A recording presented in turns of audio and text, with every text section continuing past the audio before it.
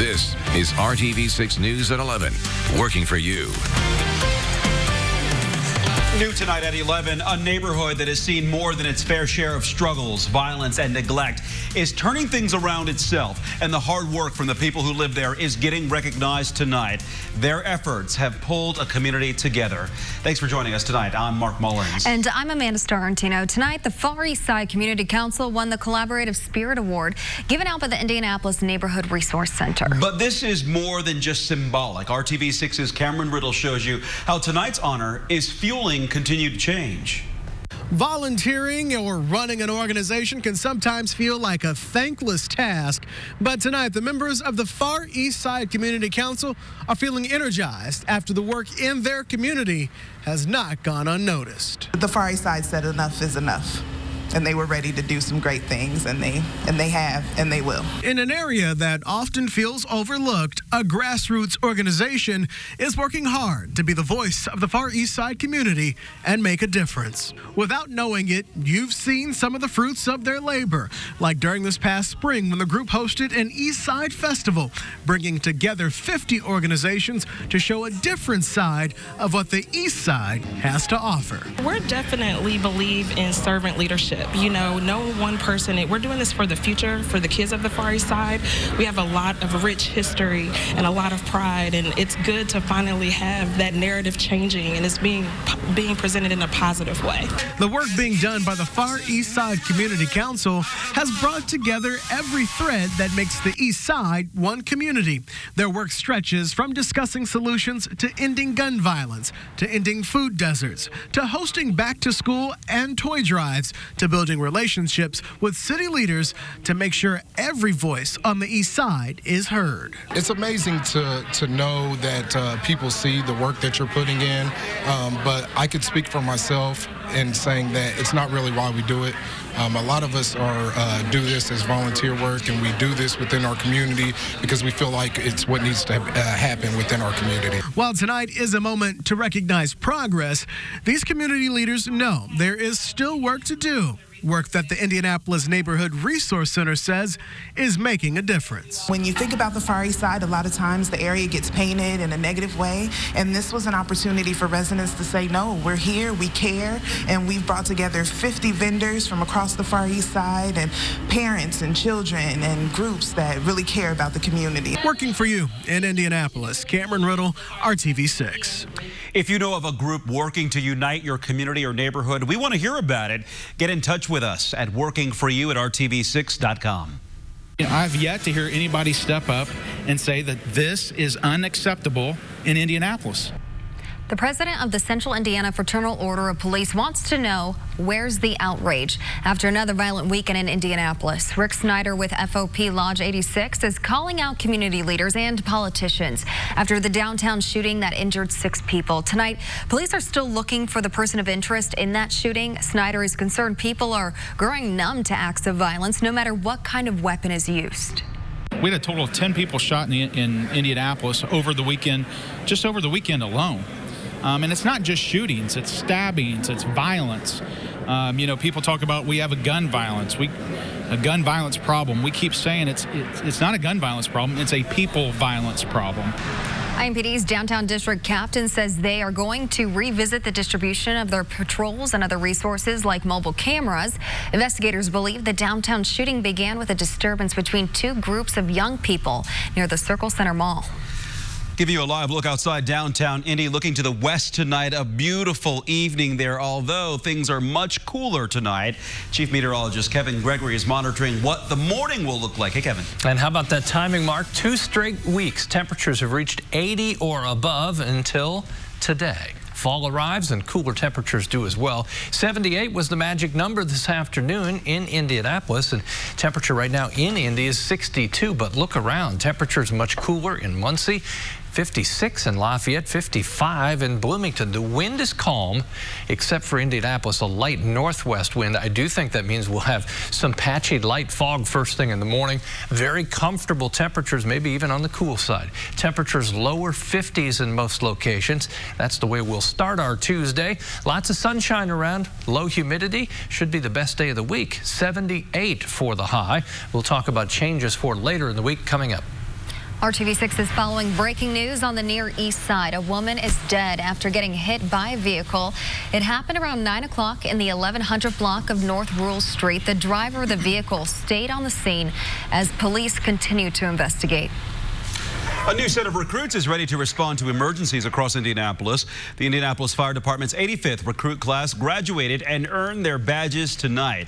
The recruits went through 25 weeks of training, including fire school, hazardous materials class, and EMT training. There were tears and cheers as the recruits' loved ones pinned their badges. We talked to one current firefighter who gave his son his first badge. It's, I don't think about too much when I'm doing it.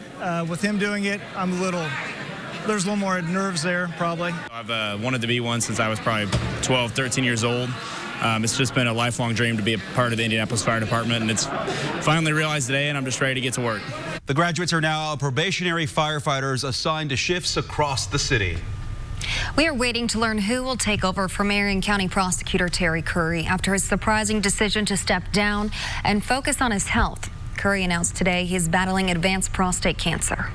And so at this point, I'll rely upon my family, my faith, my friends, and the world-class medical treatment at the IU Simon Cancer Center to address my health going forward. And with all that going for me, I am completely upbeat about where life leads from here. Curry was joined by his family and members of his office during today's emotional announcement. He mentioned his office's work pushing for a state hate crime bill and sensible gun regulation for Indiana. And Curry's time in office included two of the most notorious criminal cases in the state, the convictions of 3 people behind the fatal 2012 Southside explosion and the 2013 conviction of former IMPD officer David Bassard, who was intoxicated when he hit and killed a motorcyclist. Curry took over as prosecutor in 2010 and was reelected in 2014 and 2018. Before that, he was deputy prosecutor for 6 years. And Chief Trial Deputy Ryan Mears will serve as interim prosecutor. Since Curry is a Democrat, the Marion County Democratic Party will have 30 days to select his replacement. That person will serve as prosecutor through the end of 2022. Terry Curry is going to stay with the prosecutor's office as deputy prosecutor with the grand jury. A new update all the way from Rome in the conflict between Brebeuf Jesuit Prep School and the Archdiocese of Indianapolis. A Vatican office has suspended for now the Archdiocese's decision to revoke Brebeuf's recognition as a Catholic institution. That decision came back in June when the school refused the Archdiocese order to fire a teacher who is in a same-sex marriage. The school reached out to the Vatican's Congregation for Catholic Education, asking the office to rescind or set aside that decree. In a letter posted on the school's website, Brebeuf's president says the Archbishop's decree has been suspended for now, pending a resolution of the school's appeal. This means Brebeuf will be able to resume its normal sacramental celebrations. Crews will demolish the dangerous part of the building that was hit by 2 vehicles this morning. Investigators say just before noon, a truck and a car plowed into the building at East 22nd Street and North College Avenue, causing part of the structure to collapse. 1 person inside the truck was hurt. Fire crews searched the building but did not find anyone inside. IFD says the part of the building that is unsafe will be demolished. We are waiting to learn what will happen to the rest of the building. Now take a look at this. If your ID or driver's license doesn't have one of those little stars in the top right corner, you might want to consider making a trip to the BMV. The TSA is getting ready to make a change happening a little more than a year from now. So on October 1st, 2020, your ID needs one of those stars if that's the identification you're using to get on a flight. The star means your license is Real ID compliant, a standard set by the federal government for all licenses and ID cards issued by states. We're at a little bit over 56% of all Hoosiers right now have a Real ID, so a little bit better than 1 and 2. We're hoping that with kind of continued communication, continued education, we're hoping to grow that number to somewhere between 65 and 70% by the time October 1st of 2020 gets here. Now, you can still use your passport or other approved ID to fly, but if you're using your license, it needs that little star or you will be turned away by the TSA. Coming up in RTV6 is hiring Hoosiers, the new location in the heart of downtown, to jumpstart a career change by going through coding boot camp. But first, some are defending Vice President Pence after recent controversy surrounding his mode of transportation for a recent event. before the play clock expires. This is RTV6 News at 11, working for you. Welcome back. A drive down Michigan Road was thrown Vice President Mike Pence into some controversy. The vice president delivered the keynote address at the Mackinac Republican Leadership Conference Saturday. His 8-vehicle motorcade took a dirt road on Mackinac Island to get to the event, but for more than a century, motor vehicles have been banned from the island. Local police use bikes. The whole island is listed as a National Historic Landmark, but some are coming to the vice president's defense, pointing out that media has been allowed to use vehicles during an annual summer event on that island. Now to ongoing controversy surrounding President Trump and a whistleblower's report that he pressured Ukraine to investigate political rival Joe Biden. ABC's Trevor Ault has the latest from New York, where the president aggressively defended his actions today at the UN General Assembly.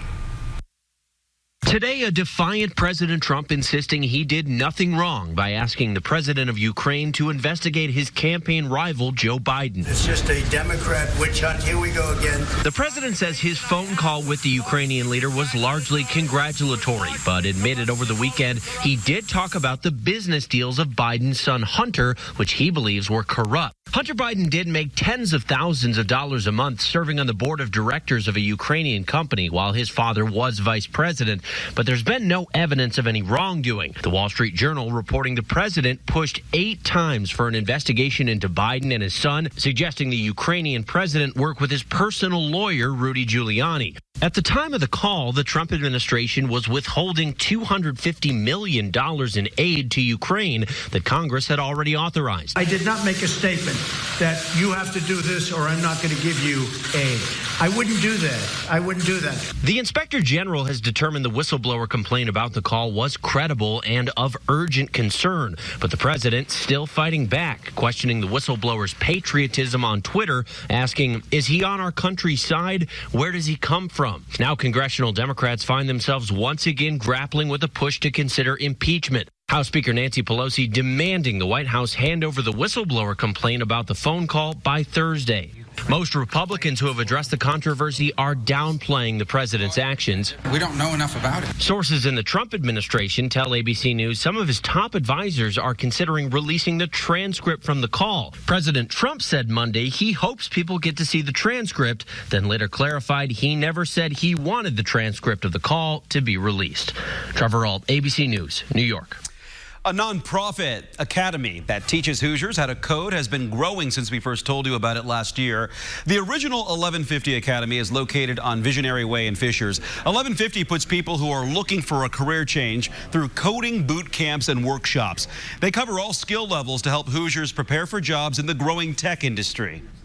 We are able to pull students through the program in 12 weeks to 24 weeks, and our graduation rate is over 90%, with a placement rate that's over 80% into jobs that are paying $70, $80, even more $1,000 in starting salaries. The Academy has cybersecurity classroom on Ohio Street in downtown Indy, and today held a ribbon-cutting ceremony for the official move of its headquarters to the Indy location.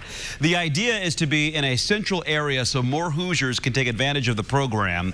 The U.S. Department of Labor designated 1150 Academy Indiana's first registered apprenticeship program. That means all graduates working with 1150's employer partners will get guaranteed jobs. To learn more about the tuition at 1150 Academy and the programs available, check out this story at hiringhoosiers.com. Hiring Hoosiers is also taking a look at local programs that help students go from the classroom to a career. For Hoosiers interested in the fields of physical therapy and athletic training, Central 9 Career Center trains students in exercise science. Internships give students real-world experience working with athletes. And in class, they study health, fitness, wellness, and how the sports world works. We spoke with a student who needed physical therapy after getting hurt while playing soccer for Franklin Central. He thought he'd get a sports scholarship, but wound up finding a new career path. First day I went in, I kind of fell in love with the program and fell in love with the idea of being able to help others, not even for the idea of money, but for the idea of making sure that others can have the same life that you wish you could have. For a look at the programs at Central 9 Career Center and all the other ways that Hoosier students are going from classroom to careers, check out hiringhoosiers.com.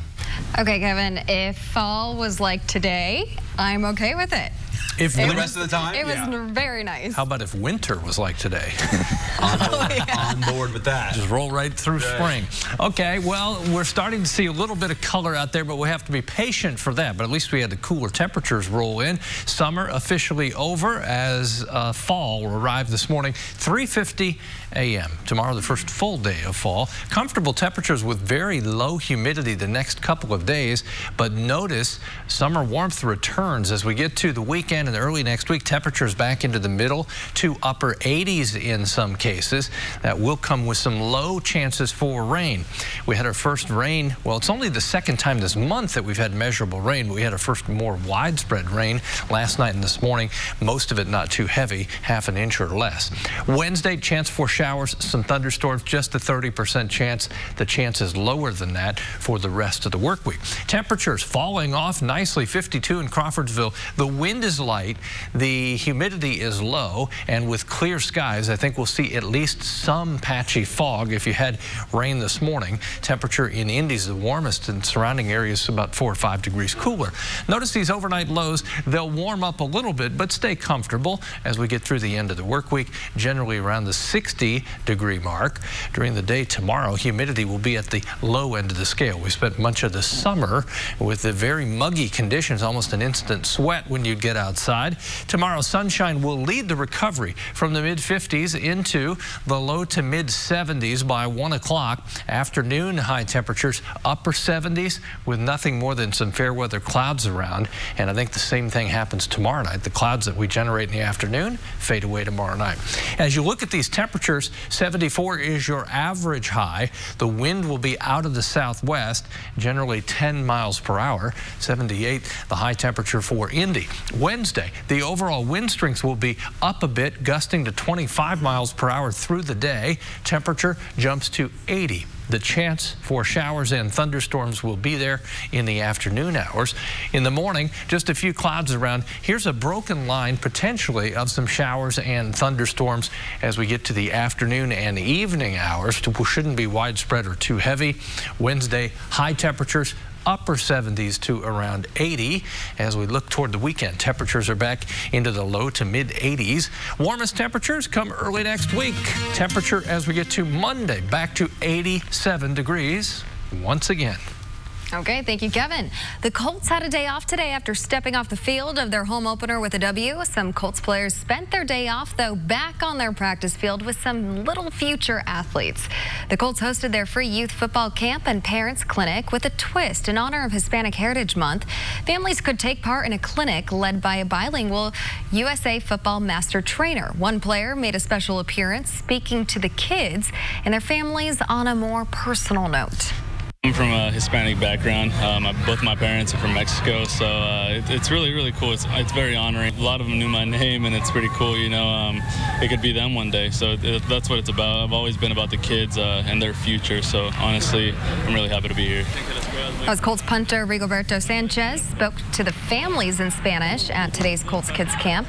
Families were also able to visit booths from Anthem, the American Heart Association featuring bilingual CPR training, and the Indiana Latino Institute. And hello to Blue. There's Blue like right fun. there, right? Those kids have got some skills, I know. too. This is where they're going to grow them from, I'm sure, right? Yes, you never absolutely. know. You never know. You saw Blue right away. Whenever you see Blue, you have to smile. Yeah, if not, laugh. And wave to him. All right, well, talking about Colts, we've got to get to sports with Brad Brown.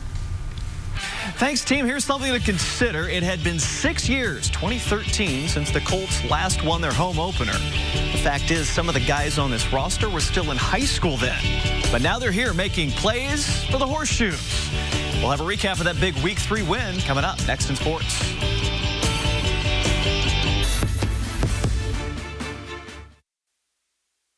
We'll start with an injury update. T.Y. Hilton scored a touchdown in yesterday's win, but he missed the second half when he re-aggravated a sore quad. Coach Frank Reich said today the team will give it this week to see if T.Y. makes any progress. Do recall he spent much of last season limited during practices with injuries, but by game days managed just fine. Malik Hooker, on the other hand, will be missing 4 to 6 weeks with a torn meniscus. He actually finished the game against the Falcons. He still felt some pain afterwards, and on Monday, team doctors found out why. Reich says they don't plan to put Hooker on injured reserve. That would have kept him out much longer. And a good Monday evening, everyone. The season is not even a month old. We're already talking about some pretty significant injuries. But as is often the case with the Colts, it is next man up. This week, those guys happen to step up in a big way. And you always remember your first. The Colts had a pair of those in Week 3. Here's a closer look at all of that in tonight's Sports Extra Spotlight. Matt Ryan looking deep over the middle. Picked off! Intercepted by Clayton Gathers! Has it really been 4 years? 4 years since Clayton Gathers was drafted by the Colts. 4 years as a steady presence in the secondary. On Sunday, early in his 5th year, finally his first NFL interception. I just saw verticals, I saw him throw the ball, and I just had to go get it. How'd it feel to get one finally? Felt great to be a part of the club. Now I just got to keep it going. Darius Leonard remains sidelined by a concussion. In his place, here comes Anthony Walker. Not quite a maniac, but his 14 tackles certainly will earn him some attention from opposing offenses very soon. You know, I just had fun. Had fun today flying around. You know, we definitely missed my guy being out there with me. So definitely wanted to play his position similar to the way he played. I don't think I was good enough, but, you know, the way he plays, yeah, I wanted to fly around like that. And then there's Zach Pascal, a first-half touchdown catch, his first in the league. Late in the game when the Colts needed a big play, it was Brissett to Pascal for 35 yards, biggest gainer of the day. There's some practices, honestly, that T.Y. don't practice, so I have to step in and fill the role. Everybody does, you know, from Dion, me, Paris, Chester, we all just got to fill the role in. And when we found out T.Y. was, you know, out for the second half, it was just, okay, now it's time for us to make some plays and pick up the slack for T.Y. and hopefully he get better. You know, it's just preparation, to be honest with you. You know, Zach catches those balls, passes every day in practice, and I know Zach, you know, and you know, he's actually one of my good friends on the team. You know, we hang out a lot, so I mean, I ultimately have the utmost trust in him. It takes all 53 for success, and every week chances are the Colts will see one or two step out of the shadows and into the spotlight. Got to look at rookie linebacker Bobby Okereke, number 58 on that last play. He had 8 tackles against the Falcons as well. What's really impressive is the age of this group. Gathers is the oldest of the foursome. He's only 27. Walker and Pascal, 24 years old. Okereke is just 23. By the way, Jacoby Brissett, only 26 years old. A youth movement for the Colts, for sure. Tomorrow, it is media day for the IU basketball team. It's our first chance to talk with some of the newest Hoosiers players ahead of the new season. We'll have that for you tomorrow night, right about now. Time for one more break. We'll be back to wrap up tonight's news at 11 next. For the world's best way to buy contacts.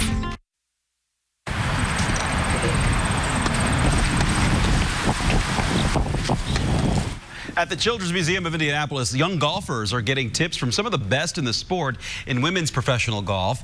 They did a little putting at the Pete and Alice Dye course at the Sports Legend Experience. The pros are in town this week for the Indy Women in Tech Championship at Brickyard Crossing, and they wanted to take time to inspire and connect with younger athletes. Competition, by the way, gets underway later this week. A good week for golf in the Hoosier State. Temperatures tomorrow morning refreshingly cool. I don't think you need to convince the kids yet that they need a jacket at the bus stop, but they'll notice it's a little on the cool side. They'll feel a little bit of a chill. Yeah. All right. Well, thanks for making RTV6 your choice for news. Have a great evening, everyone. GMI comes your way at 4:30.